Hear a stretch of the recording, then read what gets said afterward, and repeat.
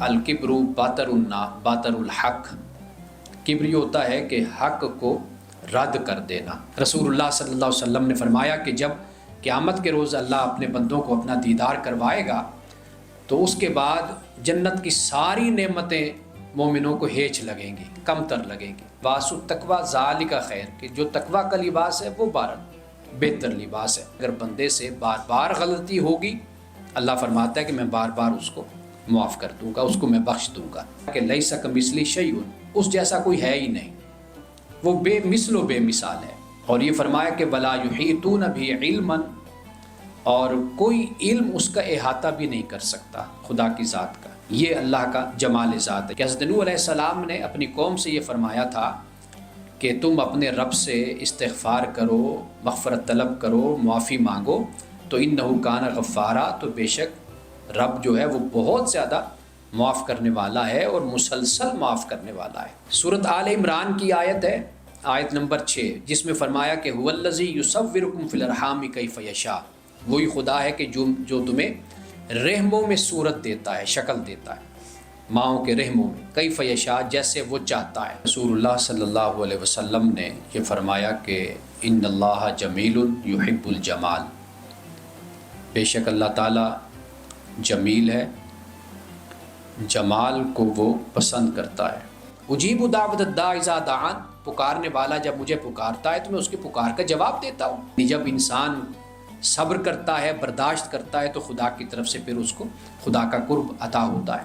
اعوذ باللہ من الشیطان الرجیم، بسم اللہ الرحمن الرحیم۔ آج فقہ القلوب کے عنوان سے شروع کیا ہوا ہمارا درس غالباً چوتھا یا پانچواں ہے۔ آج کا موضوع فقہ القلوب کے ماتحت فقہ جمال الرب ہے، یعنی اللہ سبحانہ و تعالیٰ کا جمال، یہ آج ہمارا موضوع ہے۔ ایک حدیث ہے جو صحیح مسلم میں نقل کی جاتی ہے، جس میں رسول اللہ صلی اللہ علیہ وسلم نے یہ فرمایا کہ ان اللہ جمیل یحب الجمال، بے شک اللہ تعالیٰ جمیل ہے، جمال کو وہ پسند کرتا ہے۔ یعنی جمیل سے مراد ہم اردو میں ترجمہ کریں تو ہم کہتے ہیں کہ خوبصورت، حسین۔ بے شک اللہ تعالیٰ خوبصورت ہے اور وہ جمال کو، خوبصورتی کو پسند فرماتا ہے۔ حدیث کے یہ الفاظ ہیں، لیکن یہ پوری حدیث، پوری روایت نہیں ہے۔ تو میں یہ چاہتا ہوں کہ سب سے پہلے تو میں آپ کو یہ پوری حدیث، پوری روایت آپ کو میں سناؤں، جس سے ہمیں خوبصورتی، بدصورتی، جمال اور جہاں جمال نہیں ہے اس کا ہمیں علم حاصل ہو جائے گا، کیونکہ یہ حدیث کا ایک ٹکڑا ہے، ایک حصہ ہے، ایک جز ہے۔ پوری حدیث یہ ہے کہ رسول اللہ صلی اللہ علیہ وسلم نے فرمایا کہ لا يدخل الجنت من کان فی قلبہ مثقال ذرۃ من کبر، آپ نے فرمایا کہ جنت میں وہ شخص داخل نہیں ہوگا کہ جس کے دل میں تکبر ذرہ برابر بھی ہوگا، یعنی ذرہ برابر بھی جس کے دل میں تکبر ہوگا وہ جنت میں داخل نہیں ہو پائے گا۔ اب ایک صاحب نے جو وہاں مجلس میں موجود تھے، انہوں نے عرض کی کہ ان الرجل یحب ان یکون ثوبہ حسنا ونعلہ حسنا، کہا کہ ایک شخص ہے کہ جو پسند کرتا ہے کہ وہ اچھے کپڑے پہنے، خوبصورت کپڑوں کو پسند کرتا ہے، اور اس کے جوتے بھی خوبصورت ہوں، وہ اس کو بھی پسند کرتا ہے۔ اب یہاں پہ دو چیزوں کا ذکر ہے، ایک لباس کا اور ایک جوتوں کا۔ اور اس میں آپ اس فہرست کو آپ لمبا کیے کر سکتے ہیں آپ اس کو، یعنی مکان ہو گیا، گاڑی ہو گئی، یعنی سواری ہو گئی، اور اسی طریقے سے انسان کھانا کھاتا ہے، طعام ہے، تو ایک جسے ہم کہتے ہیں نا استھیٹک سینس، یعنی جمالیاتی حس، یہ انسان کی فطرت میں ہے کہ انسان اپنے لباس کے بارے میں، جوتے کے بارے میں، اپنی رہائش کے بارے میں، اپنی سواری کے بارے میں، اپنے کھانے کے بارے میں، ان سب کے بارے میں انسان بڑا حساس ہوتا ہے، اور وہ یہ چاہتا ہے کہ یہ خوبصورت لباس پہنے، خوبصورت جوتے ہوں، گھر ہوں، سب کچھ خوبصورت ہو۔ اب یہ سوال جو ہے جس صحابی نے پوچھا تو یہ ایک بالکل جینون سوال ہے کہ انسان یہی چاہتا ہے۔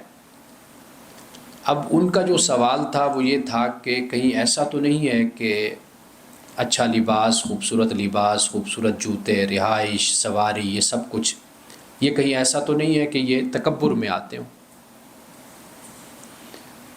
تو اس موقع پر پھر رسول اللہ صلی اللہ علیہ وسلم نے فرمایا ان اللہ جمیل یحب الجمال، کہ بے شک اللہ خوبصورت ہے، خوبصورتی کو اللہ پسند فرماتا ہے۔ اب کبر کیا ہے وہ میں آپ کو بتا دوں۔ رسول اللہ نے صرف 2 جملوں میں آپ کہہ لیجئے کہ کبر کے بارے میں ہمیں بتا دیا۔ ایک تو آپ نے فرمایا کہ الکبر باطر الحق، کبر یہ ہوتا ہے کہ حق کو رد کر دینا، حق کا انکار کر لینا، یعنی معلوم ہے میرے سامنے ایک بات ہو رہی ہے، مجھے پتہ ہے کہ یہ بات سچ ہے، یہ بات حق ہے، یہ ٹھیک ہے، یہ درست ہے، لیکن اس کے باوجود میں اپنی انا، اپنے تعصب، اپنی ضد کی وجہ سے اس کا انکار کر دیتا ہوں۔ اور دوسری بات جو فرمائی وہ فرمایا کہ وغمت الناس، لوگوں کو حقیر سمجھنا، یعنی لوگوں کو حقیر خیال کرنا، اپنے سے کم تر تصور کرنا کہ یہ علم میں، یہ شکل و صورت میں، یہ ذات پات میں، یہ مرتبے میں، حیثیت میں یہ مجھ سے کم تر ہے۔ یہ رسول اللہ نے تکبر کی تشریح فرما دی کہ فرمایا کہ باطر الحق، حق کو رد کر دینا، اور دوسری بات فرمائی کہ لوگوں کو حقیر سمجھنا۔ یعنی اب اس حدیث کو اگر آپ اپنے سامنے رکھیں تو خوبصورتی اور بدصورتی کی وضاحت ہو جاتی ہے۔ یعنی خوبصورتی صرف یہ نہیں ہے کہ انسان اپنے ظاہر کو صاف ستھرا رکھے، اچھا لباس پہنے، اچھے جوتے پہنے، اچھا گھر رکھے، بلکہ خوبصورتی باطن کی خوبصورتی بھی ہے، وہ بھی پیش نظر رہنی چاہیے۔ اسلام کا جو زیادہ اصرار اور تاکید اور زور ہے وہ انسان کی جو باطنی خوبصورتی اخلاقی، کہ جس کا ہم نے بھی عنوان چنا فقہ القلوب، تو فقہ القلوب کا اصل معنی یہی ہوتا ہے، جیسے میں نے آغاز میں پہلے درس میں یہ بتایا تھا کہ فقہ الجوارح ہے، جیسے ہم وضو کرتے ہیں، نجاست کے بارے میں ہم جانتے ہیں، پاکیزگی کے بارے میں جانتے ہیں، نہانا ہے، وضو کرنا ہے، اور اسی طریقے سے جو ہمارے جوارح یعنی اعضاء سے متعلق جو فقہ ہوتی ہے ہم اس کو کہتے ہیں یہ فقہ الجوارح ہے، فقہ الاعضاء ہے۔ اور جو ہمارے باطن سے متعلق ہوتی ہے جیسے حسد ہے، کینہ ہے، بغض ہے، اس سے ہم نے اپنے آپ کو کیسے بچانا ہے، اعلیٰ اخلاق اپنے اندر کیسے پیدا کرنا ہے، تو اس کا تعلق پھر فقہ القلوب سے ہو جاتا ہے۔ تو لہٰذا اب یہ بات ہمارے سامنے واضح ہو گئی کہ جب حق واضح ہے، دلیل واضح ہے، لیکن انسان اپنی انا، اپنی ضد یا اپنی حیثیت اور مرتبہ کی وجہ سے قبول نہیں کرتا، یہ جو ہے یہ عملی اور اخلاقی بیماری ہے۔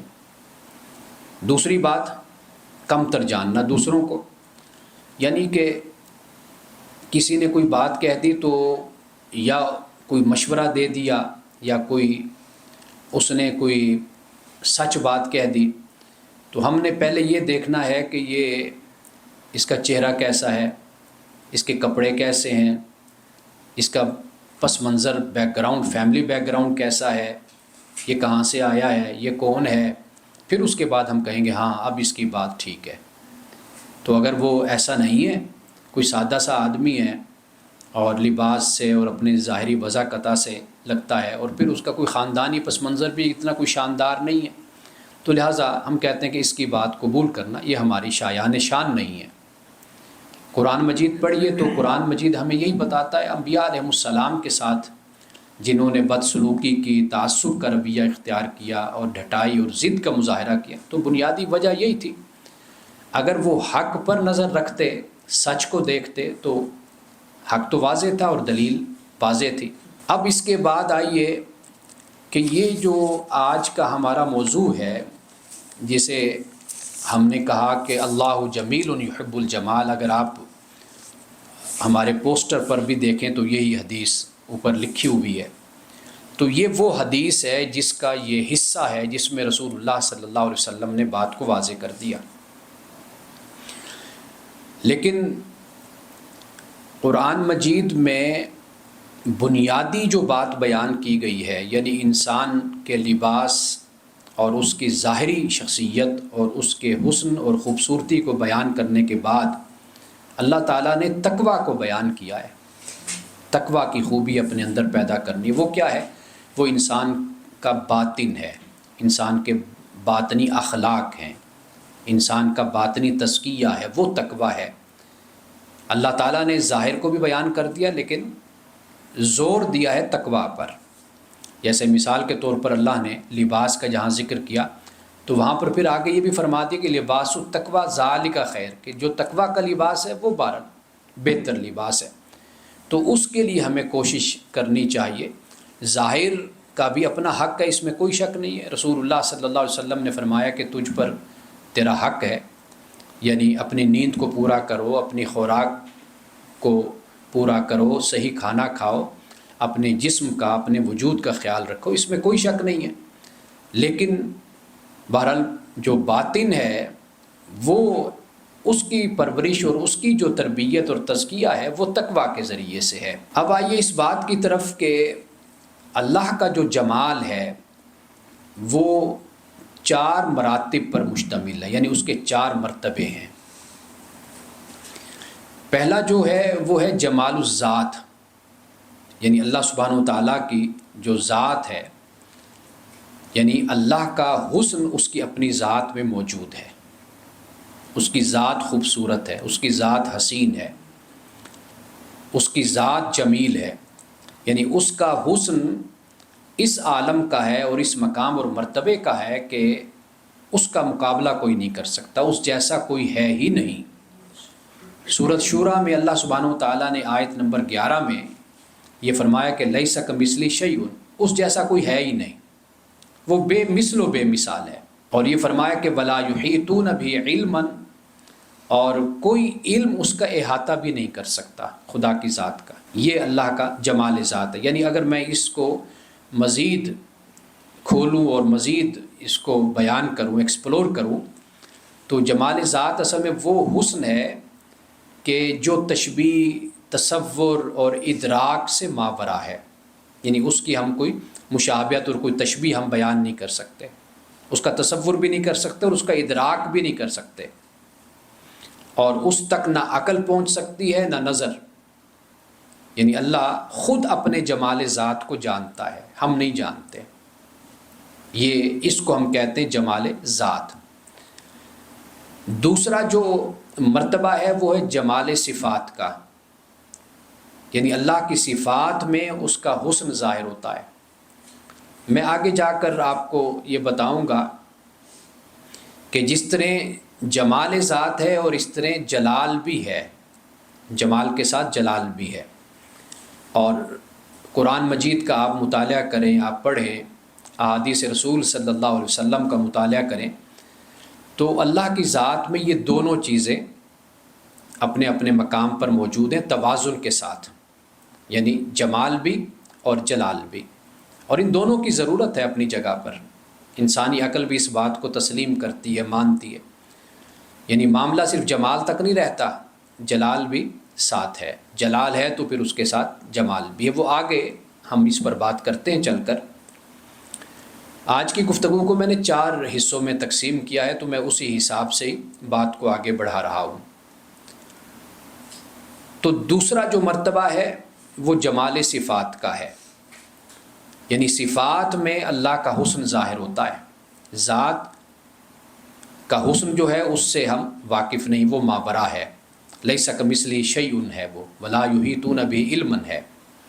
لیکن جو اللہ کی صفات ہیں اس میں حسن ظاہر ہوتا ہے، یعنی مثال کے طور پر رحمت ہے، علم ہے، عدل ہے، حلم ہے، کرم ہے۔ اور اللہ کو اگر سمجھنا ہے تو اللہ کی صفات کے ذریعے سے انسان سمجھ سکتا ہے۔ اور میں اس گفتگو کے بعد جو میں یہ مراتب کو بیان کر رہا ہوں، تو میں پھر چند اللہ تعالیٰ کی جو صفات، جمالی صفات ہیں، ان کا میں ذکر بھی کروں گا تاکہ بات مزید ہمارے پر واضح ہو جائے۔ اب جمال صفات کے بعد ہے جمال افعال، یعنی اللہ کے افعال میں جمال نظر آتا ہے، جلال بھی نظر آتا ہے، جمال بھی نظر آتا ہے، لیکن آج ہمارا موضوع جمال ہے۔ جمال اللہ کے افعال میں اس طرح نظر آتا ہے، تخلیق ہے، اللہ نے پیدا کیا ہے، زندگی اللہ دیتا ہے، کائنات کا نظام اللہ چلاتا ہے، خوشی اور آزمائش ہے، دونوں میں حکمت ہے، یعنی دن اور رات کا آنا ہے، ماں کی جو محبت ہے، فطرت کا جو حسن ہے، جمال ہے، یہ سب کچھ کیا ہے؟ یہ اللہ تعالیٰ کے افعال ہیں، ایکشنز ہیں اللہ کے۔ اور اسی طرح پھر تیسری جو بات ہے وہ ہے مظاہر، یعنی جمال مظاہر، آثار۔ پہلی جو تھی وہ جمال ذات تھی، تیسری تھی جمال صفات، دوسری تھی جمال صفات، تیسری تھی جمال افعال، اب چوتھی ہے جمال مظاہر و آثار۔ یعنی انسان جب اخلاق فاضلہ کو، اچھے اخلاق کو جب انسان اختیار کرتا ہے تو یہ بھی جمال الہی کا عکس ہوتا ہے، پرتاؤ ہوتا ہے۔ دوبارہ پلیز بتائیں چوتھی کا نام؟ جمال مظاہر و آثار، یعنی انسان جب اخلاق فاضلہ کو، یعنی خوبیوں کو اور اچھے اخلاق کو جب انسان اختیار کرتا ہے تو یہ بھی اللہ تعالیٰ کے ہی جمال کا ایک عکس ہوتا ہے۔ اب آئیے اس کے بعد کچھ میں صفات اللہ سبحانہ و تعالیٰ کی آپ کے سامنے رکھنا چاہتا ہوں۔ سب سے پہلے قرآن مجید میں اللہ کی ایک ہی روٹ سے، آپ کہیے ایک ہی مادہ سے 3 صفات اللہ کی بیان ہے۔ غفور ہے اللہ، غافر ہے اور غفار ہے۔ غفور، غافر اور غفار۔ اب آئیے، غفور کیا ہے؟ یہ اللہ تعالیٰ کی ایک مستقل صفت ہے، یعنی بار بار بندہ غلطی کرے تو اللہ سبحانہ و تعالیٰ بار بار اس کو معاف کر دیتا ہے، یہ اللہ کی ذات ہے غفور۔ اب اس کے لیے میں ایک مقام بس آپ کے سامنے نقل کرتا ہوں۔ سورۃ الزمر ہے، آیت نمبر اس کی 53 ہے، 53۔ اللہ پاک فرماتا ہے قُلْ يَا عِبَادِيَ الَّذِينَ أَسْرَفُوا عَلَىٰ أَنفُسِهِمْ، کہہ دیجئے اے میرے بندو جنہوں نے اپنے اوپر ظلم کیا، اپنے ساتھ زیادتی کی، لا تقنطوا من رحمت اللہ، اللہ کی رحمت سے نا امید نہ ہو، ان اللہ یغفر الذنوب جميعا، آگے یہی فرمایا کہ اللہ تعالیٰ غفور الرحیم ہے۔ اب یہاں پر دیکھیے کیا فرمایا کہ اے میرے وہ بندو کہ جنہوں نے اپنے اوپر ظلم کیا، اللہ کی رحمت سے نا امید نہ ہو، بے شک اللہ سب گناہوں کو معاف کر دیتا ہے، اور بے شک اللہ تعالیٰ غفور الرحیم ہے۔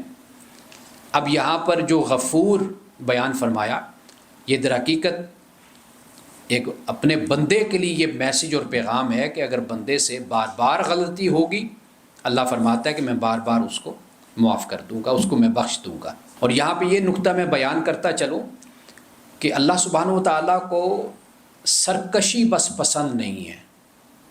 سرکشی، جیسے ہم نے پہلے پڑھا کہ تکبر، اللہ کو کبر پسند نہیں ہے، بس یہ چیز پسند نہیں ہے۔ بحیثیت انسان گناہ ہو جاتا ہے، غلطی ہو جاتی ہے، خطا ہو جاتی ہے، تو بندہ پھر پلٹ کر واپس اپنے رب کی طرف آ جاتا ہے، اس سے معافی مانگتا ہے تو اللہ معاف کر دیتا ہے اور بار بار معاف کرتا ہے، بشرطے کہ اس کی اس غلطی میں، اس گناہ میں سرکشی نہ ہو، وہ اس لیے نہ کر رہا ہو کہ نعوذ باللہ کہ وہ حق کا انکار کرتا ہے، حق کو نہیں مانتا، بندوں کو حقیر سمجھتا ہے، کسی کو اہمیت نہیں دیتا، کسی کو کوئی حیثیت نہیں دیتا، تو سب پر اپنے آپ کو سمجھتا ہے کہ میں برتر ہوں، میں سپیریئر ہوں۔ یہ جو سوچ ہوتی ہے یا یہ اس طرح کا عقیدہ اور نظریہ در حقیقت یہ رویہ یہ اللہ کو پسند نہیں ہے۔ غلطیاں تو انسان سے ہوتی ہیں، تو غفور کی صفت در حقیقت اس کے تحت آتی ہے۔ اور اسی طرح غافر جو ہے، یعنی انسان سے کسی موقع پر کوئی گناہ ہو جاتا ہے تو اس موقع پر یعنی خاص گناہ کو معاف کرنے کے لیے اللہ تعالیٰ نے پھر غافر فرمایا، بندہ پلٹ آئے تو اللہ معاف کر دیتا ہے۔ سورۃ غافر میں یہ فرمایا، آیت نمبر 3 ہے، غافر الذنب وقابل التوب شدید العقاب ذی الطول، کہ اللہ سبحانہ و تعالیٰ کی ذات گناہ معاف کر دینے والی ہے اور توبہ قبول کرنے والی ہے۔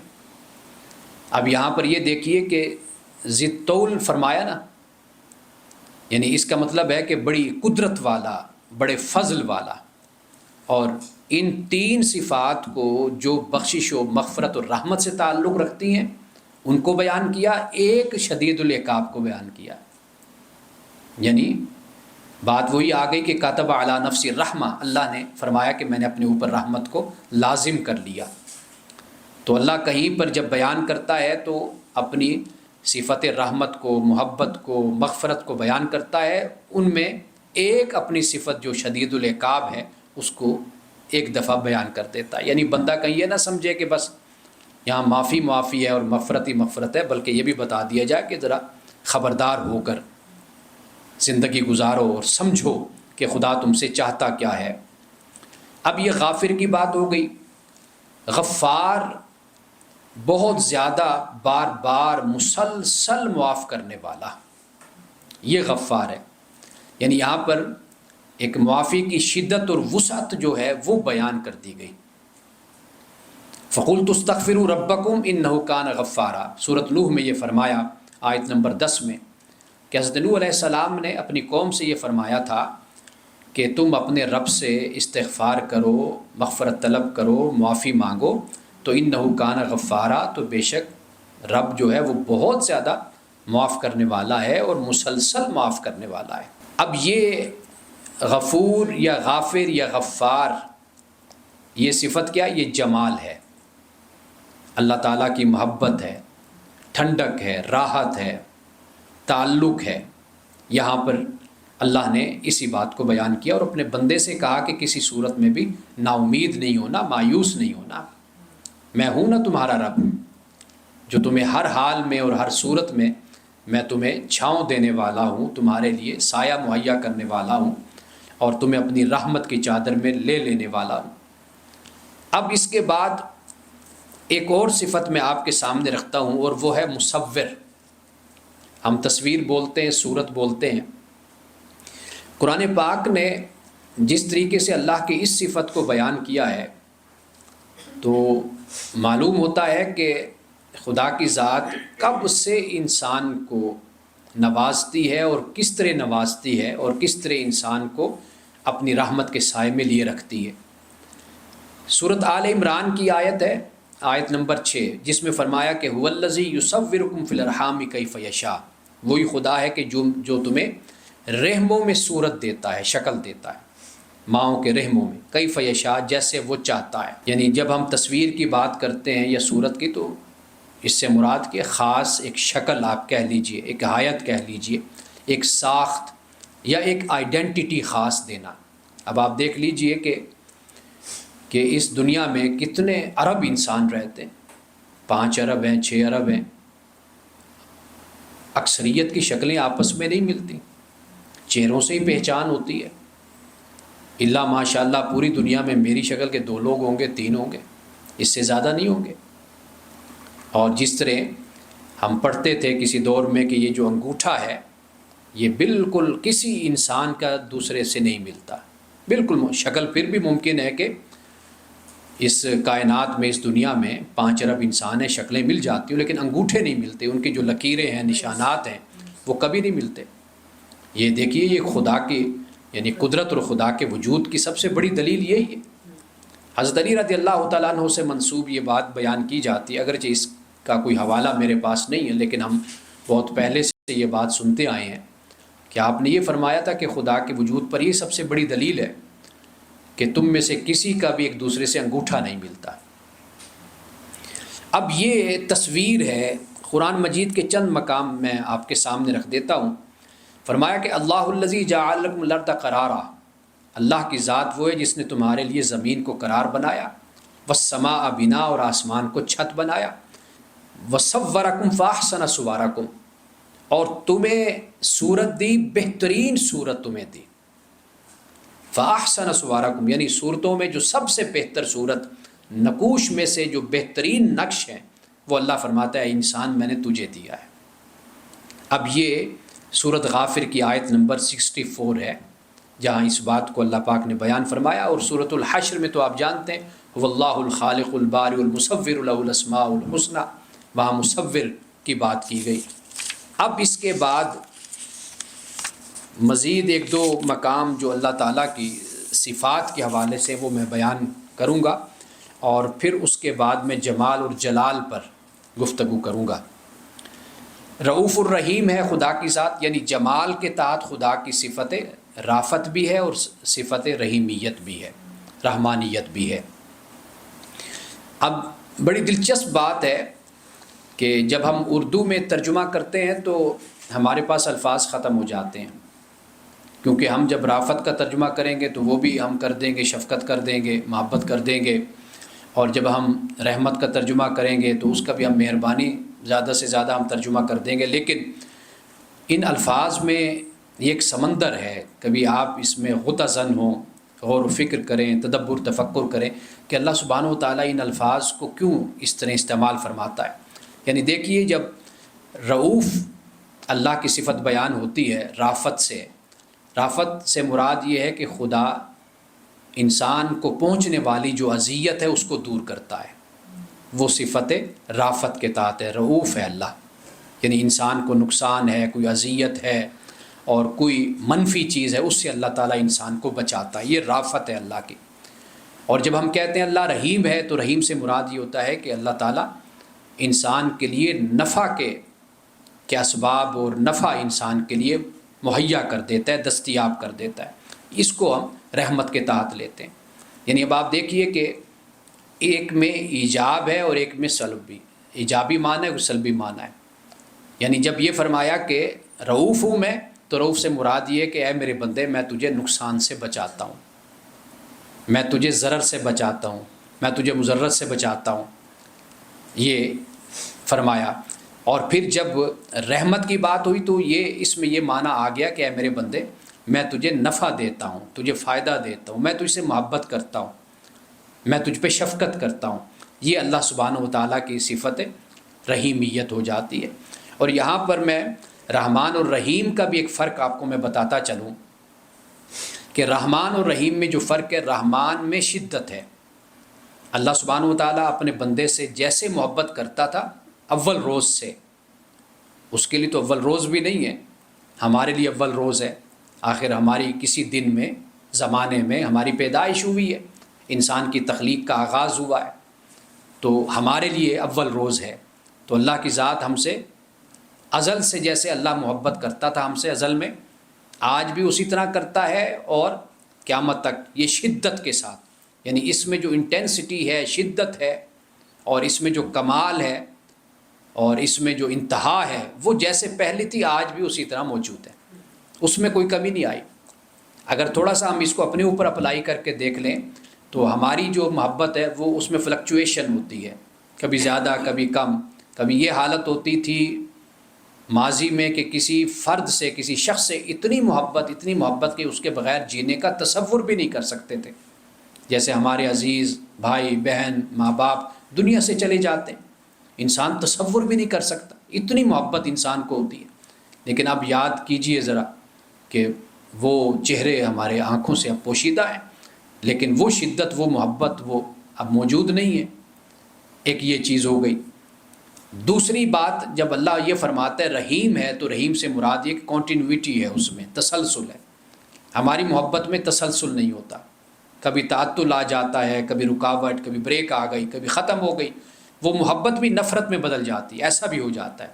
لیکن اللہ کی جو محبت ہے، رحمت ہے، وہ اپنے بندوں کے ساتھ ہمیشہ جیسے پہلے تھی آج بھی ہے اور اسی طرح رہے گی۔ اس میں کوئی بھی تعطل، کوئی رکاوٹ اور کوئی بریک اور کوئی خاتمہ اس میں نہیں ہوگا۔ یہ الگ بات کہ اس کی محبت کا اظہار وہ کسی اور صورت میں ہو جائے، ہمارا جتنا ذہن ہے ہم اتنی بات کرتے ہیں نا، یعنی ہم کسی تکلیف کو بھی سمجھ لیتے ہیں کہ یہ پتہ نہیں کیوں آ گئی ہم پر، تو ہمیں یہ نہیں پتہ ہوتا کہ اس کے پیچھے بھی کوئی حکمت ہو سکتی ہے، اس کا علم ہے، اس کے پیچھے بھی اس کی محبت ہو سکتی ہے۔ اس پہ بھی میں ذرا مختصر آگے جا کر میں بات کرتا ہوں۔ یہ ہے اللہ کی رؤوف الرحیم، یہ صفات اللہ کی۔ اب ایک صفت ہے اللہ کی الودود، الودود بھی ہے اور پھر اس کے ساتھ رحیم کو، جیسے میں نے رافت اور رحمت کو ملا کر آپ کو بتایا، یعنی رؤوف الرحیم کو، اسی طرح اللہ کی صفت الودود اور پھر رحیم۔ ود کیا ہے؟ عربی زبان میں اس کو گہری محبت کو کہتے ہیں۔ اللہ تعالیٰ ودود ہے، ہم یا ودود کی تسبیح بھی کرتے ہیں، پڑھتے ہیں یا ودود، یعنی اے محبت کرنے والے، گہری محبت کرنے والے۔ اور ود کہتے ہیں خالص چاہت کو، سنسیئر، بالکل پیور جو لو ہوتی ہے، پیور جو محبت افیکشن ہوتی ہے، اس کو در حقیقت ہم ود کہتے ہیں۔ دائمی اور سچی دوستی اور محبت، اس کا یہ مطلب بھی ود کا بیان کیا جاتا ہے۔ تو اللہ سبحانہ و تعالیٰ اپنے بندوں سے بے حد چاہت کرنے والا ہے اور اپنے بندوں سے بے حد محبت کرنے والا ہے۔ رحیم تو میں نے پہلے آپ کو بتا دیا، یہ ود ہے۔ اب قرآن پاک نے کہا کہ ان ربی رحیم ودود، کہ بے شک میرے رب رحیم ودود ہے، رحمت کرنے والا، محبت کرنے والا ہے۔ یہ سورۃ ہود کی آیت نمبر 90 ہے۔ اور اسی طرح فرمایا وَهُوَ الْغَفُورُ الْوَدُودُ، غفور کا معنی میں نے پہلے بیان کیا، آپ کو بتایا۔ اب یہ جو وَهُوَ الْغَفُورُ الْوَدُودُ ہے کہ اللہ تعالیٰ پہلے غفور ہے، یعنی معاف کرنے والا ہے اور بخشنے والا ہے، مغفرت کرنے والا ہے، اور پھر فرمایا ودود، محبت کرنے والا ہے، کیونکہ معافی کے بعد پھر یہ محبت کا درجہ ہے۔ قرآن پاک نے اس کو بیان کیا۔ اب یہاں پہ میں آپ کو رحیم اور ودود کا ایک فرق میں آپ کو بتاتا چلوں۔ رحیم جب ہم کہتے ہیں تو یہ وہ محبت ہے جو رحمت بن کر ظاہر ہوتی ہے، بلیسنگ بن کر ظاہر ہوتی ہے، اور جب ودود ہم کہتے ہیں یہ وہ محبت ہے جو تعلق بن کر ظاہر ہوتی ہے۔ ایک جو رحمت محبت ہے وہ رحمت بن کر ظاہر ہوئی رحیم، اور جو ودود ہے یہ تعلق بن کر ظاہر ہوتی ہے۔ اب اس کی مثال میں آپ کو یوں دیتا ہوں کہ جیسے بچہ ہوتا ہے تو بچہ غلطی کرے تو ماں معاف کر دیتی ہے، یہ اس کی رحمت ہے، چھوڑ دیتی ہے، معاف کر دیتی ہے، درگزر کر دیتی ہے بچے کی غلطی پر۔ لیکن جب ماں بچے کو گلے لگا کر یہ کہے کہ تو مجھے عزیز ہے، آ جا، یہ جو صفت ہے یہ ودود ہے۔ یہاں پر آپ دیکھیے کہ تعلق کا اظہار ہو رہا ہے، اور جو پہلے رحیم کی ہم نے بات کی تو اس میں رحمت کا اظہار اور رحمت کا بیان ہو رہا ہے۔ اب لوگ ایک سوال یہ بھی کرتے ہیں کہ اللہ کی جو محبت ہے یا جمال ہے، اللہ کی جو رحمت ہے، اس کو ہم کیسے دیکھیں، وہ ہمیں کیسے اس کا پتہ چلے گا، اس کا کیسے احساس ہوگا؟ آپ پہلی بات یہ دیکھیں کہ اللہ کی محبت کو اس کی رحمت میں تلاش کریں، اس کی بلیسنگ میں ڈھونڈیں، خدا کی جو محبت ہے، یعنی ہماری سانس جاری ہے اور وہ ہمیں رزق دے رہا ہے، مواقع اپرچونٹیز زندگی میں بار بار ملتی ہیں، یہ سب کچھ یہ اس کی محبت کا اظہار ہے۔ اور رب سزا دینے پہ قادر ہے، وہ جب چاہے اپنے بندے کو سزا دے سکتا ہے، لیکن وہ مہلت دیتا ہے، تو یہ جو مہلت دینا ہے یہ در حقیقت اس کی محبت ہے۔ یہ انسان خود اپنے اوپر اس کیفیت کو وارد کرے اور اپنے آپ سے پوچھے۔ ہم ناشکرے بھی تو بہت ہیں نا، جو چیزیں نہیں ہوتی ان کی فکر میں لگے رہتے ہیں، جو پریشانیاں ہوتی ہیں ان پریشانیوں پر پریشان رہتے ہیں، لیکن اس کے علاوہ جو خدا کی اتنی زیادہ نعمتیں اور بھی ہیں نا، ان پر خوش نہیں ہوتے۔ اپنے آپ کو ایسے اذیت میں رکھتے ہیں۔ آج کل تو میں ایک اور بات ہے جس پر میں غور کرتا ہوں، اور اس پر غور کرنے سے مجھے بڑا سکون ملتا ہے، وہ یہ ہے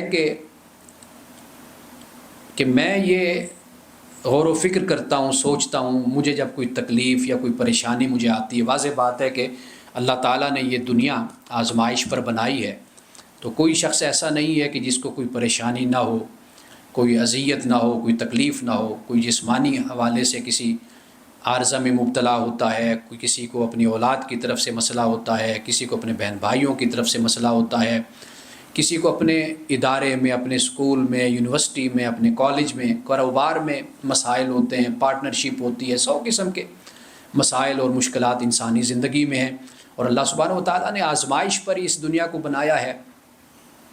میں آج کل جب اس بات پہ غور کرتا ہوں نا کہ اس دنیا کی جو تکلیف مجھے مل رہی ہے، جو پریشانی مجھے مل رہی ہے، اگر میں اس پر اپنے خدا کی محبت میں اور خدا کی ذات کے لیے اور اس کے تصور میں اگر میں اس پریشانی کو اس طرح قبول کر لوں کہ اللہ اسی کو میرے لیے آخرت میں آسانی کا باعث بنا دے گا، یعنی اس طرح بنا دے گا کہ یہاں پر جو مجھ سے گناہ ہوئے، خطائیں ہوئیں، غلطیاں ہوئیں، بڑے گناہ بھی ہوئے، چھوٹے گناہ، بڑے گناہ گار ہیں، تو اللہ سبحانہ و تعالیٰ ہمارے ان گناہوں کو ان پریشانیوں کی وجہ سے معاف کر دے گا۔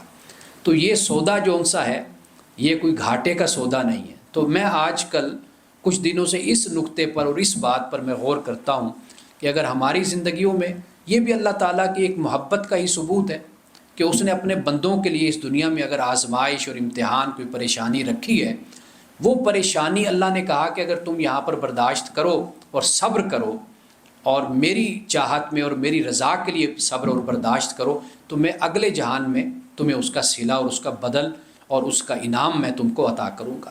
اور یہ بڑی خاص بات ہے اگر آپ اس پہ غور کریں اور اگر آپ اس پہ سوچیں۔ جیسے رسول اللہ صلی اللہ علیہ وسلم کے پاس ایک خاتون آئی تھی، اب اس نے، ان کو بخار تھا، صحابیہ تھی، عرض کی یا رسول اللہ صلی اللہ علیہ وسلم میرے لیے دعا کیجئے کہ اللہ تعالیٰ مجھے صحت یاب کر دے۔ تو آپ نے فرمایا کہ بتاؤ میں دعا کروں تم اس بخار سے صحت یاب ہو جاؤ، نجات پالو، یہ ٹھیک ہے، یا اس بخار کی تکلیف کے ساتھ تم رہو اور تمہیں اللہ جنت عطا کر دے اس کے بدلے میں، اس تکلیف اور پریشانی کے بدلے میں۔ اب وہ صحابیہ بھی واضح بات ہے کہ مومنہ تھی، مسلمہ تھی، اور ان کو یقین تھا اس بات پر کہ کل قیامت برپا ہونی ہے، آخرت ہے، تو رسول اللہ صلی اللہ علیہ وسلم جو فرمائیں گے وہ سچ ہے، حق ہے۔ تو ان کے یا رسول اللہ میں اپنی اس تکلیف پر راضی ہوں، اس پریشانی پر راضی ہوں، اگر مجھے اس کے بدلے میں اگر اللہ آخرت میں اپنی رحمت سے نواز دے، اپنی جنت سے نواز دے، تو ان کا ٹھیک ہے۔ تو یہ ایک مثال، سمبولک ایک بات ہے ہمارے سامنے کہ یہ بھی رسول اللہ نے اس سے بھی، چونکہ آپ اللہ کے نبی اور رسول ہیں، نذیر ہیں، آپ مبشر ہیں، بشیر ہیں، آپ نے اس میں ہمارے لیے ایک سبق جو پوشیدہ ہے وہ بیان کر دیا کہ دنیا کی تکالیف ہم اگر برداشت کرتے ہیں اور ان پہ صبر کرتے ہیں تو قیامت کے دن اللہ تعالیٰ ضرور ہمارے لیے ہمارے گناہ جھڑ رہے ہیں، پریشانی سے، تکلیف سے ہمارے گناہ کم ہو رہے ہیں، تو کل قیامت کے دن اللہ تعالیٰ اس کا ہمیں بدل عطا فرمائے گا، ہماری دنیا کے گناہوں کو معاف کر دے گا۔ تو میں آج کل اس بات پر بڑا غور کرتا ہوں، سوچتا ہوں، اور اسی بات سے، کیونکہ یہ زندگی فانی ہے، عارضی ہے، کون کتنا جی لے گا؟ کوئی 60 سال، کوئی 70 سال، 80 سال، کتنا اس وقت ایوریج ہے آپ کے سامنے ہے۔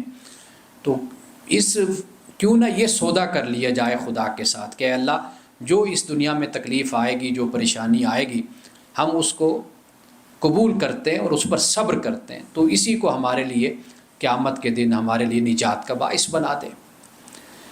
تو یہ ایک فرق، یعنی جو میں آپ کو بات جو میں عرض کر رہا ہوں کہ اللہ کی محبت ہم کیسے دیکھتے ہیں، یہ اکثر لوگ سوال کرتے ہیں رحمت کا۔ دوسری بات آپ یہ دیکھیے کہ توبہ کا دروازہ کھلا ہوا ہے، ہم نے ابھی اس پر بات کی، تو اللہ کی محبت کا یہ بھی ایک ثبوت ہے۔ یعنی ایسے مالک بھی ہوتے ہیں نا کہ آپ سے کوئی غلطی ہو گئی، کوئی خطا ہو گئی، تو وہ آپ کو ذرا بھر گنجائش نہیں دیتے، معافی نہیں دیتے، آپ کو نوکری سے نکال دیتے ہیں، آپ پر جرمانہ عائد کر دیتے ہیں، آپ کو جسمانی سزا دیتے ہیں۔ لیکن وہ خدا کی ذات کتنی رحیم و کریم ہے کہ اس نے توبہ کا دروازہ انسان کے لیے کھلا رکھا ہوا ہے۔ اور ایک اور مقام قرآن مجید کا ہے جس سے بڑا حوصلہ اور بڑی امید ملتی ہے۔ قرآن کہتا ہے قالت رسلهم فی اللہ شک فاطر السماوات والارض یدعوکم لیغفر لکم، کہ نبی صلی اللہ علیہ وسلم یعنی اللہ کے جتنے رسول آئے انہوں نے کہا، کیا کہا؟ کیا تم اللہ کے بارے میں شک کرتے ہو کہ جو آسمانوں اور زمین کا پیدا کرنے والا ہے وہ تو تم کو بلاتا ہے لیغفر لکم، تاکہ وہ تم کو معاف کر دے، یؤخرکم الی اجل مسمی، اور ایک وقت تک مقررہ مدت تک وہ تمہیں مہلت دے دے، وہ تو اس لیے تمہیں بلاتا ہے۔ یعنی پیغمبروں کے ذریعے سے اگر اللہ اپنی طرف اپنے بندوں کو بلاتا ہے تو بلانے کا مقصد بھی بندوں کی بھلائی ہے، وہ یہ بھلائی ہے کہ یغفر لکم، تاکہ اللہ تم کو معاف کر دے، وہ اس لیے تم کو اپنے پاس بلاتا ہے۔ اب یہ دوسری بات ہمارے سامنے آ گئی۔ اب جب مشکلات انسان پر آتی ہیں، اب وہ مشکلات محبت کی وجہ سے بھی ہوتی ہیں، ان مشکلات سے اللہ کی محبت انسان کو نصیب ہوتی ہے، انسان اللہ کا محبوب بندہ بھی بنتا ہے۔ دوسری وجہ ان تکالیف کی انسان کی اصلاح بھی ہوتا ہے کہ انسان کی اصلاح ہو جائے، وہ اپنے آپ کو ٹھیک کر لے۔ اور اس تکلیف اور پریشانی کی ایک وجہ قرب بھی ہوتا ہے، یعنی جب انسان صبر کرتا ہے، برداشت کرتا ہے، تو خدا کی طرف سے پھر اس کو خدا کا قرب عطا ہوتا ہے۔ جو تکلیف آتی ہے دل اللہ کی طرف مائل بھی ہوتا ہے، یہ بھی اس کی محبت کا ثبوت ہے کہ جیسے بندہ غافل ہو جاتا ہے اور غفلت پر اگر اللہ کی طرف سے کوئی مشکل آ جائے، کوئی مصیبت آ جائے، کوئی آزمائش آ جائے، تو گویا کہ اللہ سبحانہ و تعالیٰ اپنے بندے پر نظر رکھے ہوئے ہے اور وہ چاہتا ہے میرا بندہ میری طرف مائل رہے، میری طرف متوجہ رہے، یہ غافل نہ ہو مجھ سے، تو لہٰذا اللہ تعالیٰ اس کو کسی تکلیف کے ذریعے سے پھر اپنی طرف راغب کر لیتا ہے۔ اور پھر یہ بھی یاد رکھیے کہ رب کی جو محبت ہے نا، وہ مشروط نہیں ہے، وہ کنڈیشنل نہیں ہے، وہ ایسے ہے کہ جیسے مسلمان ہے، کافر ہے، غیر مسلم ہے، فاسق ہے، فاجر ہے، نافرمان ہے، وہ سب سے ہی محبت کرتا ہے، لیکن جو اس کا قرب ہے نا وہ مشروط ہے، قرب اس کا مشروط ہے اللہ کی اطاعت سے، اس کی فرما برداری سے، اس کی محبت سے، اس سے تعلق سے، اس کی چاہت سے، اس کی رضامندی کی تلاش اور جستجو میں انسان کا رہنا، یہ در حقیقت جو قرب ہے وہ مشروط ہے، لیکن جو محبت ہے، اس کی رحمت ہے، وہ سب کے لیے اللہ کی محبت اور رحمت ہے۔ اچھا، ایک اور بات میں آپ کو اس کی محبت کا ثبوت آپ کو دوں، اللہ کی محبت کا۔ قرآن مجید میں اللہ خود اپنے بندوں سے خطاب کرتا ہے، یہ بھی اس کی محبت کا ثبوت ہے، حالانکہ وہ بے نیاز ہے، مستغنی ہے، غنی ہے، وہ کبیر ہے، وہ متعال ہے، وہ قہار ہے، وہ ہمارا محتاج تو نہیں ہے، وہ ہم سے نہ خطاب کرے۔ ہمیں کوئی مرتبہ، کوئی عہدہ مل جائے تو ہم کسی سے ڈائریکٹ بات کرنے کے بجائے ہم کہتے ہیں تو جا کر اس سے بات کر لے، آپ جا کر اس سے یہ بات کہو، میں نے اس سے بات کرنا چاہتا، یا میرا یہ مرتبہ نہیں ہے کہ میں اس سے جا کر یہ بات کروں۔ ہم اس طرح اپنے دنیاوی مرتبے کی بنیاد پر ہمارا یہ لہجہ اور یہ رویہ بن جاتا ہے، لیکن آپ دیکھیے کہ خدا اپنے بندے سے محبت کرتا ہے تو اپنے بندے سے خود بات کرتا ہے۔ جیسے ابھی میں نے آپ کے سامنے ایک آیت رکھی تھی کہ جس میں اللہ سبحانہ و تعالیٰ نے غفور، اپنی صفت غفور کا ذکر کیا، وہاں کیا فرمایا؟ قُلْ يَا عِبَادِيَ الَّذِينَ أَسْرَفُوا عَلَىٰ أَنفُسِهِمْ لَا تَقْنَطُوا مِن رَحْمَتِ اللَّهِ، اے نبی کہہ دیجئے اے میرے بندو۔ اب وہ بندے ہیں کون سے؟ نیکوکار نہیں ہیں، وہ صالحین نہیں ہیں، عابدین نہیں ہیں، وہ تہجد گزار نہیں ہیں، وہ کون ہیں؟ وہ گناہ گار بندے ہیں۔ ان کو اللہ کہتا ہے یا عبادی، اے میرے بندو۔ تو اے میرے بندو کہہ کر بلانا ہے، کیا یہ محبت کا اظہار نہیں ہوتا؟ یہ الفاظ دیکھیے نا، جیسے قرآن کہتا ہے وَإِذَا سَأَلَكَ عِبَادِي أَنِّي فَإِنِّي قَرِيبٌ، کہ آپ سے میرے بارے میں پوچھتے ہیں تو میں قریب ہوں، اجیب دعوت الداع اذا دعان، پکارنے والا جب مجھے پکارتا ہے تو میں اس کی پکار کا جواب دیتا ہوں۔ اب یہاں پر دیکھیے کہ وَإِذَا سَأَلَكَ عِبَادِي، آپ سے پوچھتے ہیں کون؟ میرے بندے۔ میرے کی جو نسبت ہے یہ بڑے تشریف اور تشرف کی بات ہے جو اللہ تعالیٰ بندے کو یہ مقام دیتا ہے۔ دیکھیے گناہ گار ہونے کے باوجود بھی اللہ اپنے بندے کو اس طریقے سے دھتکارتا نہیں ہے، رد نہیں کرتا، اس کو اپنے در سے اٹھاتا نہیں ہے۔ سوائے اس کے کہ جب ہم ابلیس کی بات کرتے ہیں تو وہ مردود اپنی سرکشی اور تکبر کی وجہ سے وہ مردود ہوا، ورنہ گناہگار بندے تو رب کو پسند ہے، وہ اسی کے بندے ہیں۔ تو یہ انداز دیکھیے کہ یہ بھی محبت کا انداز ہے، صرف ایک مقام پہ نہیں، قرآن پاک میں اور بھی چند ایسے مقامات ہیں جہاں پہ اللہ تعالیٰ نے یہ انداز اختیار فرمایا اور اسی اسلوب میں بات کی ہے۔ اب آئیے اس کے بعد جمال اور جلال میں جو فرق ہے میں اس پہ بات کروں گا، پھر آخر میں کچھ جنت کا میں ذکر کرنا چاہوں گا کہ جہاں پر خدا کا جو جمال ہے، خدا کا جو حسن ہے، اور کس طریقے سے اس نے اپنی جنت کو سجایا ہے اور خوبصورت بنایا ہے، اس کا ذکر میں آخر میں کر کے پھر اپنی گفتگو کو ختم کروں گا۔ اب آئیے اس کے بعد قرآن پاک سورۃ النحل کی آیت نمبر ہے 6۔ سورۃ النحل قرآن مجید میں 16 نمبر سورت ہے۔ فرمایا وَلَكُمْ فِيهَا جَمَالٌ وَحِينَ تُرِيحُونَ حِينَ تُرِيحُونَ وَحِينَ تَسْرَحُونَ، فرمایا کہ تمہارے لیے ان میں جو چوپائے ہیں، جانور ہیں، ان میں فرمایا کہ خوبصورتی ہے، اس میں جمال ہے۔ حین تریحون کہ جب تم انہیں شام کو واپس لاتے ہو، وحین تسرحون اور جب تم صبح چراگاہ کی طرف انہیں لے کر جاتے ہو۔ اب یہاں پر قرآن مجید نے جمال کا لفظ استعمال کیا، بیان کیا ہے۔ اب یہ ذرا دیکھ لیجئے کہ یہ جو جمال کا یہاں پہ لفظ استعمال ہوا، یہ کائنات کی خوبصورتی کے لیے استعمال ہوا ہے، یعنی مناظر کے لیے، حسین مناظر، خوبصورت مناظر۔ آپ کبھی دیہات میں جائیے، کبھی پہاڑی علاقوں میں جائیے نا، آپ دیکھیں کس طریقے سے وہ چرواہا جا رہا ہوتا ہے اپنی بکریوں کو، بھیڑوں کو لے کر، اور خوبصورت طریقے سے ایک یہ کیا ہے، یہ خدا کی یاد دلاتے ہیں یہ مناظر ہمیں، یہ خدا کا حسن ہے کائنات میں، جمال ہے، خوبصورتی ہے کہ جس سے آپ کھنچتے ہیں خدا کی طرف۔ اس لیے کہا جاتا ہے نا کہ جس شخص کے پاس رسول نہیں پہنچے، یعنی کوئی شخص ایسے مقام پر رہتا تھا جہاں پہ کوئی رسول اور کوئی نبی، کوئی بشیر، کوئی نذیر، اس کے پاس کوئی خدا کی دعوت نہیں پہنچی، لیکن کل قیامت کے دن خدا اس سے پھر بھی اپنے بارے میں ضرور سوال کرے گا کہ تو مجھ کو مانتا تھا یا نہیں مانتا تھا۔ اب وہاں یہ نہیں کہہ سکتا کہ جی میرے پاس تو کوئی رسول نبی نہیں آیا تھا۔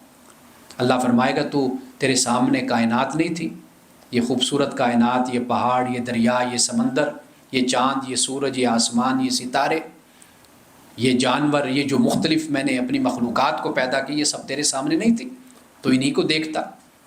تو اتنی خوبصورت کائنات کو کوئی پیدا کرنے والا کوئی خوبصورت ہے کہ جس نے اس کو بنایا ہے۔ تو قیامت کے دن اللہ کی ذات کا جواب میں نے، آپ نے، سب نے دینا ہے۔ جن کے پاس رسول اور نبی آئے انہوں نے رسول اور نبی کے سوالوں کا جواب بھی دینا ہے، نہیں آئے لیکن خدا کی ذات کا جواب سب نے دینا ہے۔ یعنی جمال میں نے آپ کو بتا دیا کہ یہ کائنات میں حسین مناظر، ان کو قرآن پاک نے اس کے لیے جمال کا لفظ استعمال کیا ہے۔ یعنی جمال صرف دیکھنے کی چیز نہیں ہے، بلکہ آپ یوں کہہ لیجئے کہ جس کی آنکھ میں شکر ہو نا، تو وہ معمولی چیزوں میں بھی جمال کو دیکھ لیتی ہے۔ جس آنکھ میں شکر ہو، جو خدا سے بگڑا ہوا انسان نہ ہو، خدا کا انکاری نہ ہو، جس کو خدا نے عقل دی ہے اور فطرت سلیم جس کو خدا نے دی ہے، تو وہ اس کائنات میں اپنے خدا کو ڈھونڈ لیتا ہے، بلکہ بہت آسانی سے تلاش کر لیتا ہے۔ اس کائنات میں پھیلا ہوا حسن اور جمال جو ہے وہ اس کو اپنی طرف متوجہ کرتا ہے۔ اب آئیے دیکھیے کہ جمال، جیسے میں نے پہلے بیان کیا تھا کہ یہ وہ صفات ہیں کہ جن میں محبت ہے، رحمت ہے، نرمی ہے، لطف ہے، قرب کا احساس ہے، جس میں یہ جمال ہے۔ جیسے میں نے چند صفات بھی آپ کے سامنے رکھی۔ اور جلال کیا ہے؟ جلال اللہ کی وہ صفات ہیں کہ جن میں عظمت ہے، قوت ہے، غلبہ ہے، جس میں عدل ہے، حساب ہے، سزا کا اختیار ہے، جیسے جبار اور قہار، العزیز ہے، المنتقم ہے، ذوالجلال والاکرام، یہ جلال ہے یہ سب۔ اب یہ دیکھیے کہ اللہ تعالیٰ نے توازن پیدا کر دیا، جمال بھی ہے اور جلال بھی ہے۔ ہمارے ہاں ایک طبقہ ہے جو صرف جلال کی بات کرتا ہے، لوگوں کو ڈراتا رہتا ہے۔ ہمارے ہاں ایک طبقہ وہ ہے جو کہتا ہے کہ صرف جمال کا ذکر کرو، محبت کا ذکر کرو، جلال کا نہ ذکر کرو۔ لیکن اللہ نے توازن کے ساتھ دونوں کو بیان کیا۔ یعنی جمال کیا ہے؟ یہ جمال بندے کو اللہ کے قرب میں لاتا ہے، اللہ کے قرب میں لاتا۔ محبت ہے نا، رحمت ہے نا، رافت ہے، نرمی ہے، یہ اللہ کے قرب میں جمال لاتا ہے۔ جلال کیا ہے؟ یہ بندے کو حد میں رکھتا ہے، کیونکہ کبھی محبت جس سے انسان کرتا ہے، ایک میں مثال کے طور پر بیان کرتا ہوں کہ وہ اپنی محبت کی حدود کو بھی کراس کرنے لگ جاتا ہے نا۔ ایسا بھی ہوتا ہے کہ آپ کسی کے ساتھ محبت کر رہے ہیں، اپنے بچوں کے ساتھ ہی آپ دیکھ لیجئے کہ وہ کس طریقے سے لمٹ کو کراس کرتے ہیں، حد کو کیسے آگے توڑ دیتے ہیں وہ۔ تو یہ کیا ہے؟ یہ جمال، یہ محبت۔ تو اللہ نے پھر ساتھ جلال بھی رکھے، کیونکہ جلال کیا؟ یہ حد میں انسان کو رکھتی ہے، یہ جلال ہے، حد میں رکھنا۔ یعنی اگر صرف جمال ہو تو پھر بے فکری ہو جاتی ہے، سستی ہو جاتی ہے، غفلت ہو جاتی ہے۔ جس طرح باس اگر کمپنی کا نرم ہو تو آپ دیکھیں گے ملازم 9 بجے نہیں پہنچیں گے، کوئی 10 بجے آ رہا ہے، کوئی 10:30 آ رہا ہے، 11، اسے پتہ ہے جی ٹھیک ہے، ریلیکسیشن ہے۔ اگر ذرا جمال کے ساتھ جلال ہو تو پھر آپ دیکھیں گے 9 بجے نہیں، 8:45 بجے پہنچے ہوئے ہوں گے کہ 9 بجے ڈیوٹی ٹائم ہے۔ تو لہٰذا اگر صرف جمال ہو تو پھر بے فکری ہے، بے پرواہی ہے، غفلت ہے، سستی ہے، اور صرف جلال ہو تو پھر نا امیدی ہو جاتی ہے۔ تو لہٰذا ان دونوں میں اللہ تعالیٰ نے توازن رکھا، جمال اور جلال میں۔ یہ اگرچہ ہمارا جو رویہ عمومی طور پر اگر مذہبی حوالے سے دیکھیں گے تو لوگوں کو یہ شکایت ہوتی ہے کہ یہ ہمارے جو مذہبی لوگ ہیں، علماء ہیں، ہمارے مسجد کے جو خطیب ہیں، وہ ہمیشہ ہمیں ڈراتے ہی رہتے ہیں، ہمیشہ ہمیں ڈراتے رہتے ہیں۔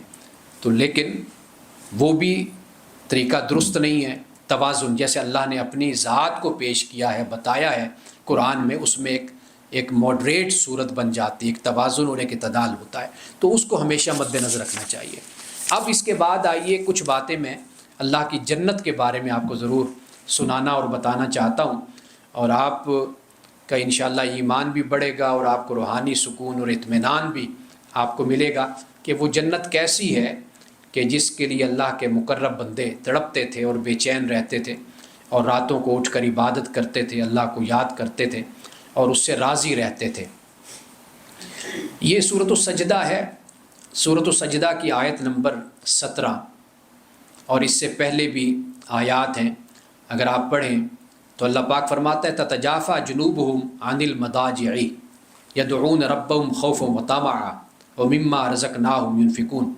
فرمایا یہ میرے وہ بندے ہیں کہ جن کے پہلو ان کے بستروں سے جدا رہتے ہیں، یعنی راتوں کو یہ مجھے یاد کرتے ہیں۔ یدعون ربهم خوفا وطمعا، اور اپنے رب کو پکارتے ہیں حالت خوف میں اور حالت طمع میں، اللہ سے لالچ بھی رکھتے ہیں، اللہ سے امید بھی رکھتے ہیں، آس بھی رکھتے ہیں، اور اللہ سے ڈرتے بھی ہیں۔ ان کیفیات میں رہتے ہوئے ان کے جو پہلو ہیں ان کے بستروں سے جدا رہتے ہیں۔ اور پھر آگے کیا فرمایا؟ وَمِمَّا رَزَقْنَاهُمْ يُنْفِقُونَ، اور اس سے جو ہم نے ان کو دیا خرچ کرتے ہیں۔ اب اس سے آگے جو بات ہے وہ کمال ہے، فرمایا فَلَا تَعْلَمُ نَفْسٌ مَّا أُخْفِيَ لَهُم مِّن قُرَّةِ أَعْيُنٍ، کوئی نفس نہیں جانتا کہ ان کے لیے آنکھوں کی ٹھنڈک میں سے کیا کچھ چھپا کر رکھا گیا ہے۔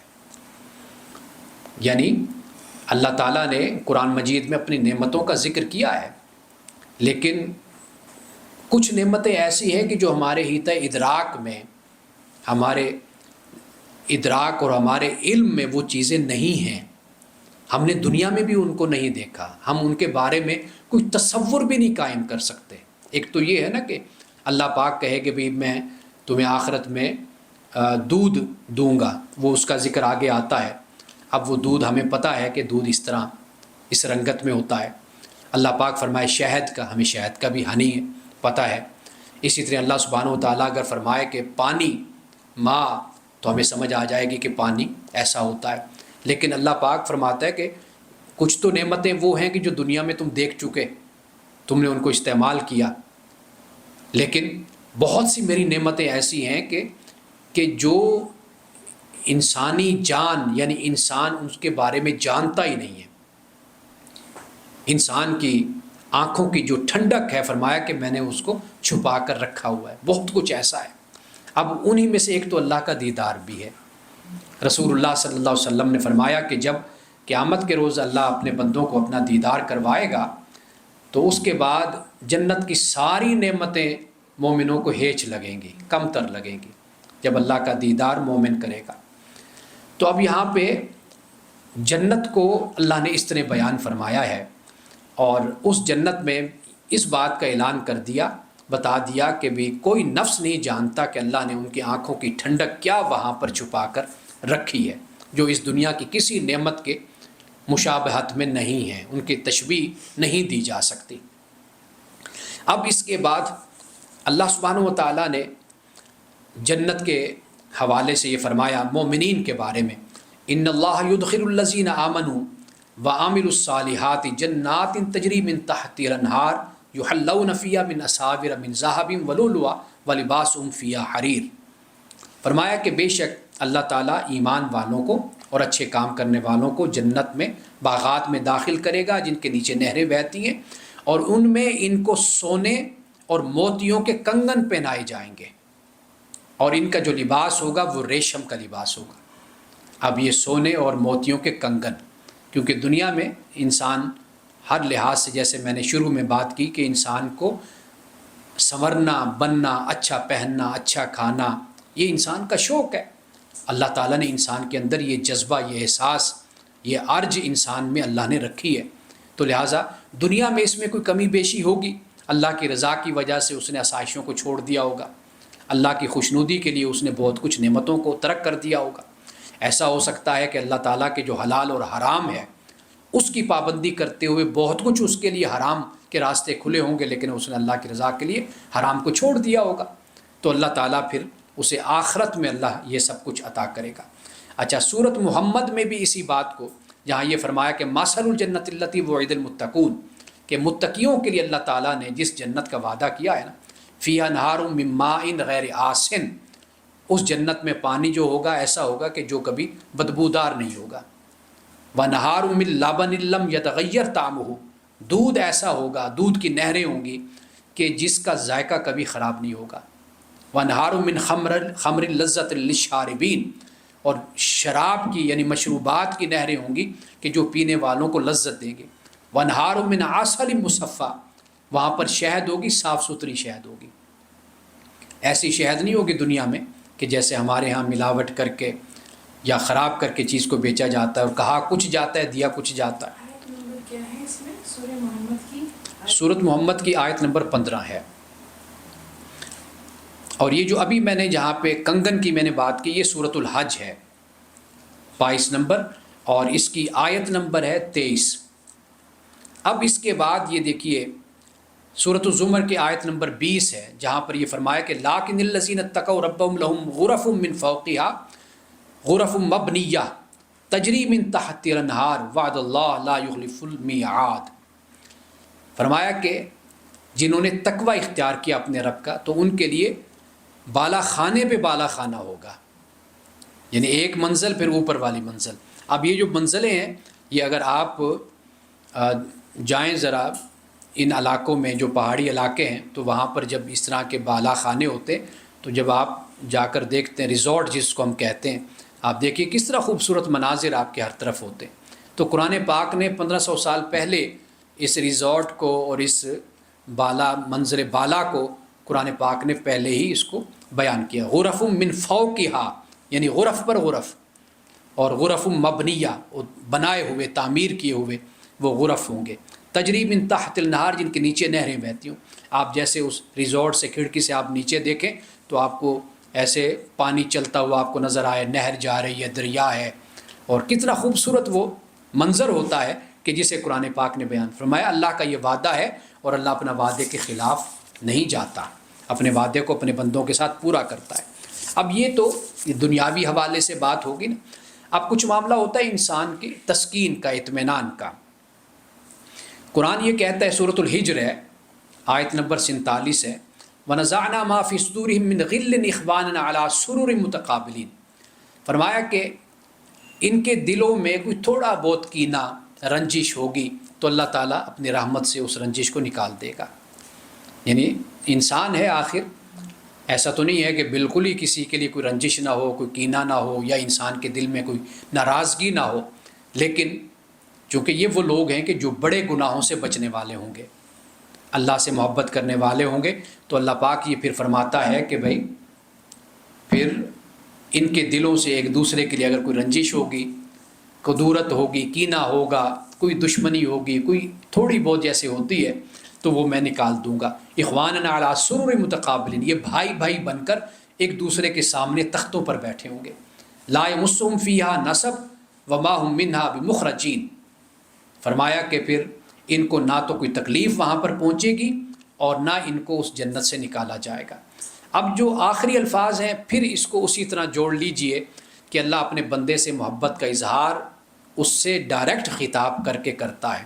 یہاں پر دیکھیے فرمایا نبی عبادی، کہ اے نبی میرے بندوں کو آپ یہ بتا دیجئے انی انا الغفور الرحیم، کہ بے شک میں غفور الرحیم ہوں. میرے بندوں کو یہ خبردار کر دیجئے، یہ بتا دیجئے کہ میں غفور الرحیم ہوں. اب اس کے بعد صرف ایک مقام اور میں رکھتا ہوں، پھر اپنی گفتگو کو میں سمیٹتا ہوں. فرمایا اب قیامت کے دن کیا صورت ہوگی. یہ سورۃ القیامہ ہے، آیت نمبر 22-23 ہے، جہاں فرمایا کہ وجوہ یومئذ ناظرہ ناظرہ الی ربہا ناظرہ. فرمایا اس دن کئی چہرے ایسے ہوں گے جو کھلے ہوئے ہوں گے، حشاش بشاش ہوں گے، فریش ہوں گے. الی ربہا ناظرہ، اور اپنے رب کی طرف دیکھ رہے ہوں گے. نظر فرمایا یعنی دیکھنا، اپنے رب کو تک رہے ہوں گے، اپنے رب کی زیارت کر رہے ہوں گے. تو وہاں پر یہ سورۃ القیامہ میں فرمایا. اور سورۃ عبس میں فرمایا 80 نمبر سورت ہے اور آیت نمبر ہے 38. فرمایا وجوہ یومئذ مسفرہ، اور کچھ چہرے ایسے ہوں گے قیامت کے دن جو چمک رہے ہوں گے. یہاں پر مسفرہ فرمایا، وہاں پر فرمایا ناظرہ، حشاش بشاش ہوں گے، یہاں چمک رہے ہوں گے. آگے فرمایا ضاحکۃ مستبشرہ، ہنس رہے ہوں گے، چہروں پر مسکراہٹ ہوگی. اور مستبشرہ، اور خوشخبری پانے والے ہوں گے، اللہ کی طرف سے ان کو خوشخبریاں مل رہی ہوں گے، اللہ کی طرف سے ان کو آوازیں دی جا رہی ہوں گی، آؤ میرے بندو اب آ جاؤ، میرے پاس آ جاؤ، یہ جنت میں نے تمہارے لیے سجائی اور تمہارے لیے میں نے بنائی ہے. کہ تم دنیا میں بڑی بڑی تکالیف تم نے میری خاطر اٹھائیں، بڑی بڑی مصیبتیں اٹھائیں، بڑی بڑی پریشانیاں اٹھائیں، اور تم نے اپنا سب کچھ میری راہ میں اور میری محبت میں تم نے قربان کیا. تو اب آؤ، اب یہ جنت تمہارا انتظار کرتی ہے. اب یہاں پر ایک بات میں عرض کرتا چلوں آخر میں حور کے بارے میں، کیونکہ قرآن پاک نے غلمان کا بھی ذکر کیا ہے. وہ مقام میں نے چھوڑ دیے ہیں جو غلمان کے حوالے سے ہیں. باقاعدہ طور پر یعنی قرآن نے غلمان یعنی جو غلام کی جمع ہے، غلمان سے مراد نوجوان لڑکے. وہاں پر اللہ سبحانہ و تعالیٰ نے یہ فرمایا کہ لولو منصورہ کے الفاظ ہوتے ہیں کہ وہ جنت میں یہ نوجوان لڑکے کہ جو مشروب پیش کر رہے ہوں گے، ویٹرز آپ کہہ لیجیے، جو خدمت کر رہے ہوں گے، قرآن کہتے ہیں وہ ایسے ہوں گے جیسے بکھرے ہوئے موتی. آپ اندازہ کیجئے کہ جو جنت میں جو خدمت کرنے والے ہیں وہ اتنے خوبصورت ہوں گے، اتنے حسین و جمیل ہوں گے. یہ خدا کا جمال ہے، اتنے حسین و جمیل ہوں گے کہ رب فرماتا ہے ایسے ہوں گے کہ جیسے بکھرے ہوئے موتی ہوں. تو آپ اندازہ کیجئے پھر اس جنت میں رہنے والے کتنے خوبصورت ہوں گے، خدا کا جمال کتنا وہاں پر ظاہر ہوگا اور کہاں کتنا وہاں پر بیان ہوگا. اب یہ قرآن پاک نے کئی مقام پہ اس کو بیان کیا. اب آئیے آخر میں حور کے بارے میں ایک دو الفاظ، ایک دو باتیں بیان کر دوں. اور اگر مزید آپ نے اس پر دیکھنا ہو تو میری ابھی ریسنٹلی ایک پوڈ کاسٹ میری آئی ہے، اور وہ ان تمام سوالات اور اعتراضات پر ہے جو اسلام پر کیے جاتے ہیں، اور اس میں خاص طور پر خواتین کا جو موضوع ہے اس پہ جو پوڈ کاسٹر ہیں ان کے سارے سوالات خواتین سے ہی متعلق تھے. اور جو اعتراضات کیے جاتے ہیں کہ اسلام خواتین کو حقوق نہیں دیتا یا پابند کرتا ہے، یا اس طرح کی جو سوالات مغرب سے بھی اٹھائے جاتے ہیں، ہمارے ہاں بھی لوگ اس طرح سوالات اٹھاتے ہیں، تو ان کا میں نے بڑا بھرپور طریقے سے وہاں پر میں نے جواب دیا ہے. تو یہاں میں صرف حور کے بارے میں آپ کو بتا دوں. ایک تو یہ ہے کہ قرآن پاک میں یہ جامع لفظ ہے، ٹھیک ہے نا جی، یہ قرآن پاک میں جامع لفظ ہے، یعنی صرف عورت تک اس کو محدود نہیں کیا جا سکتا، یہ جامع لفظ ہے. اب یہ جو غلط فہمی ہمارے ہاں پیدا ہوئی ہے اس کی وجہ کیا ہے؟ اس کی ایک وجہ تو یہ ہے کہ ثقافتی قصے ہیں ہمارے، یعنی جو کلچرل جو ہمارے واقعات سٹوریز ہوتی ہیں، اور شاعری نے اصل میں حور کو عورت تک محدود کر دیا. جب قرآن مجید ہم پڑھتے ہیں تو قرآن بڑے جامعیت کے ساتھ اس لفظ کو بیان کرتا ہے. حور جو ہے یہ مرد کے لیے بھی اور عورت دونوں کے لیے یہ لفظ استعمال کیا جاتا ہے. اور تیسری وجہ یعنی ایک تو میں نے بتایا نا کہ ثقافتی قصے کہانیاں، اس میں حور کو عورت بنا دیا گیا. شاعری نے پھر عورت کے لیے اس کو خاص کر دیا، اور پھر یہ بھی ہوا کہ جب مرد مخاطب ہوئے تو پھر حور کو پھر خاص ایک اینگل سے، ایک پس منظر میں اس کو بیان کرنا شروع کر دیا گیا۔